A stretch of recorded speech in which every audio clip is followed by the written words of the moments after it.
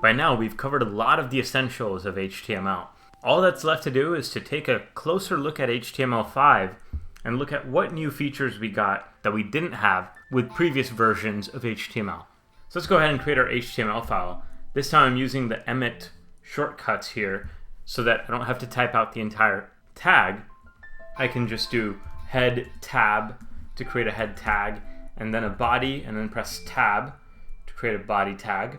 Inside the head, let's add our title and call it HTML5 Multimedia. Now let's go into our body tag, and the first multimedia element we'll cover. There are really just three main ones. It's audio, video, and everything else being the third one. And let's start with audio. Create an H1 called audio in HTML, and HTML5 created a separate tag for this called audio. And when I press tab, Emmet will automatically suggest a source for our audio file.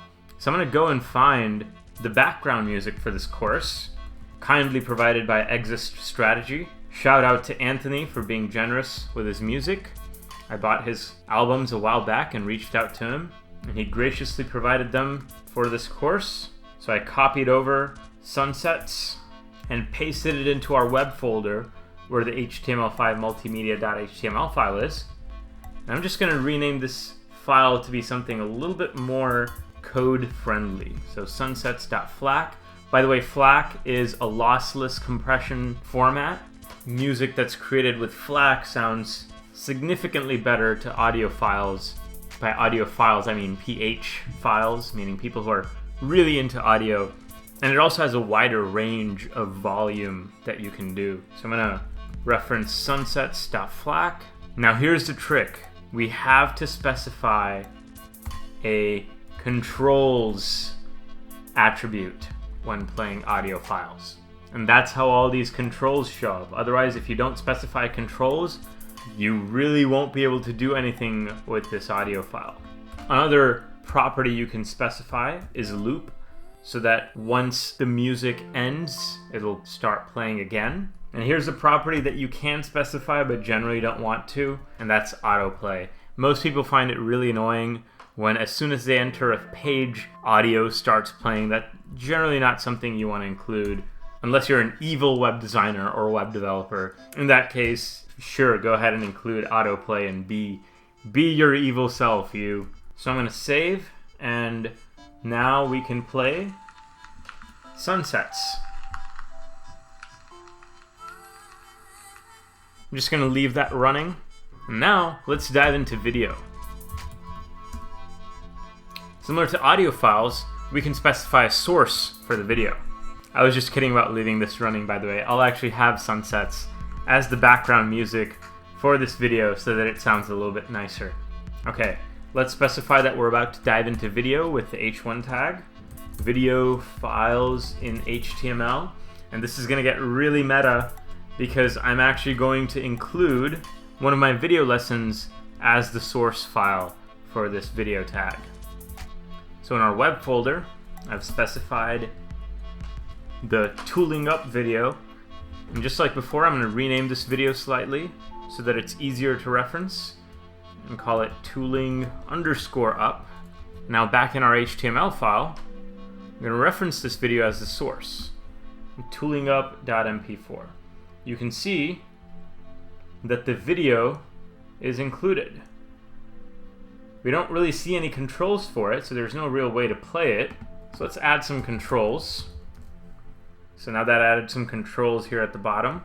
The other thing we don't see is the entire video because it's too large. So with the video tag, we can also specify a height, and let's have this video be 600. That's still kind of large. Let's do 300. That fits the screen pretty nicely. And now when we play this video, it's from back when we were creating the Hello World application. So this is pretty meta right here. We have a video tag about a video that I recorded while I'm recording a video. And you might be wondering why the audio tag and the video tag aren't self-closing tags. Well, it's a good idea to keep them non-self-closing tags because in case somebody's still stuck in the Stone Age and doesn't have a browser that supports HTML5 yet, I think it's something like 3%, 2 to 3% of the entire population of web surfers. If they're using a browser that doesn't support the audio and video tags, you can say your browser doesn't support audio files, and then right here inside the video tag you can say your browser doesn't support the latest web standards. And inside the video tag we can specify other ways to access this video, which is actually what I'm going to get into now. And you might be wondering, well, how did browsers show video and audio before these video and audio tags made it so easy? Let's create a header for that and call this everything else. And I call it everything else because this is where things get a little bit complicated. The 3 tags that include everything else that you might find, all other file formats like animations and Flash and PDFs, are iframe. And you can see Emmett suggests I include a source with a frame border. There's also the embed tag. And again, Emmett suggests I include a source. Notice that the embed tag is self-closing or auto-closing, whichever one you want to call it. And here we can specify, whether it's a PDF or whether it's Flash or even whether it's an SVG, because SVGs are actually stored as raw shapes inside of HTML. So we can actually specify this being an SVG. The 3rd tag is the object tag. And this time it doesn't specify a source, but rather data. So very subtle differences between these 3 tags, and really it comes down to do what the provider recommends. For example, when I want to go on YouTube, first result that shows up is Heroes of the Storm. Let's check this out. It's a trailer for a new game by Blizzard. Now when I go to share and I want to embed, YouTube recommends I use the iframe tag. So I'll use iframe because YouTube says I should use iframe. Copy, paste, so it shows up. When it comes to embed and object, the difference gets a little bit trickier and much more subtle because they essentially do the exact same thing. Although do notice that embed is a self-closing tag, whereas object allows you to enter other elements inside it. Embed used to be used way back in the day and was never fully supported until HTML5. Even to this day, embed is used much less frequently than object because object allows you with a fallback in case your browser doesn't support an object tag, which is very rare, by the way, because object has been around since HTML4. So with object, we can specify a fallback text in case your browser doesn't support this. The rule of thumb for this is that just use object, embed is the HTML5 tag for it, and it is supported in HTML5, but it's really not necessary. So just to show you a little bit of how object works, I'm going to specify a type, application/PDF, and data to be object embed.pdf. It's just a PDF of a web page I just downloaded discussing objects and embeds. And now when I press save and reload the browser, this PDF shows up on the bottom. And I can also specify in the object tag width equals 400 and then height equals 100%. This is another unit you can include. With the object tag, you can also get other features included depending on the file type, like download, print, rotate.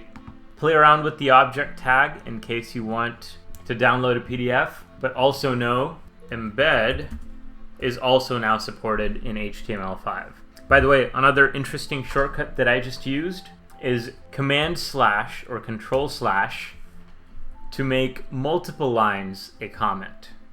Play around with both. Sometimes you might prefer one over the other depending on which attributes it has, but that's how you embed other types of content. Now, a quick note, on embedding videos. Most hosts that host your website will charge an extra fee for high bandwidth uploads like videos. What I recommend you do, if you want to host your own video files on your website, is to actually use what's called a CDN, or Content Delivery Network. There are a lot of CDN providers. There's Cloudflare, Google, Microsoft has its own CDN, Amazon has its own CDN. Everyone and their grandma has their own CDN. So if you really want to host large video files, use a CDN, because CDNs optimize for delivery to various different users for your video. You can also use Vimeo.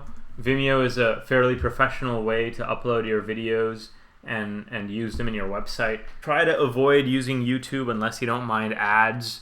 The kind of hosting providers that we're going to discuss later on in the course won't generally allow you to upload large video files. So that's it for dealing with multimedia in HTML5.